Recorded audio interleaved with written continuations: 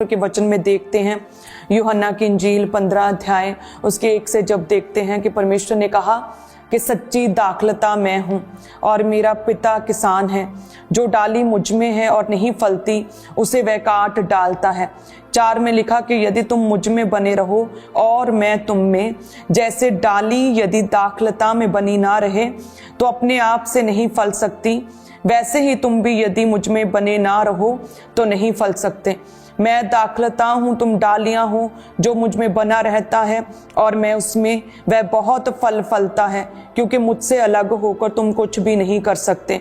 Hallelujah. यदि कोई मुझ में बना ना रहे तो वह डाली के समान फेंक दिया जाता है, सूख जाता है और लोग उन्हें बटोर कर आग में झोंक देते हैं और वह जल जाती है। यदि तुम मुझ में बने रहो और मेरा वचन तुम में बना रहे तो जो चाहो मांगो वह तुम्हारे लिए हो जाएगा। सब कलीसिया कहे आमीन। सो इस वचन के अनुसार जिस तरह से कहते हैं कि दाखलता के साथ उसकी डालियां जुड़ी रहती हैं, कि जो दाखलता में जीवन है, जो दाखलता में पानी की मात्रा है, जो दाखलता पावरफुल है, वो सारी पावर, वो सारा जीवन उस दाखलता से ब्रांचेस में, डालियों में आता है और वो डालियां सूखती नहीं, वो डालियां भी ग्रो करती हैं, वो ब्रांचेस नई ब्रांचेस को पैदा करती हैं, फूल खिलते हैं, पत्ते आते हैं, हरी और भरी होती और ग्रो होती हैं।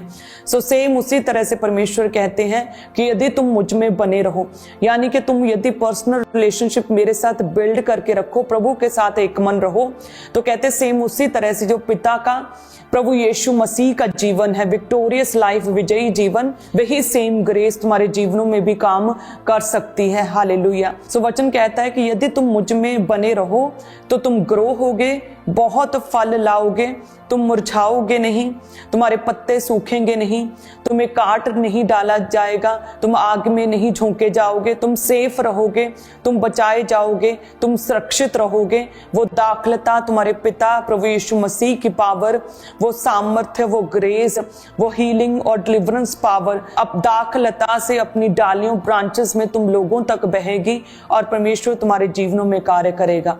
हालेलुया। सो इस तरह से हमेशा प्रभु में अलर्ट रहें, जागते रहें। जैसे प्रभु यीशु मसीह एक वचन में दृष्टांत देते हैं कि जैसे एक किसी मनुष्य ने अपने खेत में अच्छे बीज को बोया, कहते हैं जब उसने बीज को बोया तो उस बीज की उसने रखवाली नहीं की, बीज बोया और भूल गया और कहते जाकर सो गया, और जब सब सो गए तो कहते शत्रु आए, उस अच्छे बीज के साथ बुरे बीज को, जंगली बीज को भी लगा दिया।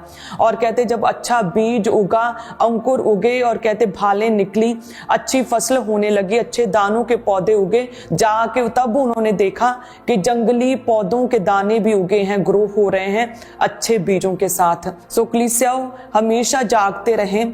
आपकी एक टाइम की प्रेयर काफी नहीं, आपको रोज प्रार्थना में बैठना होगा, परमेश्वर के साथ एक मन समय बिताना होगा।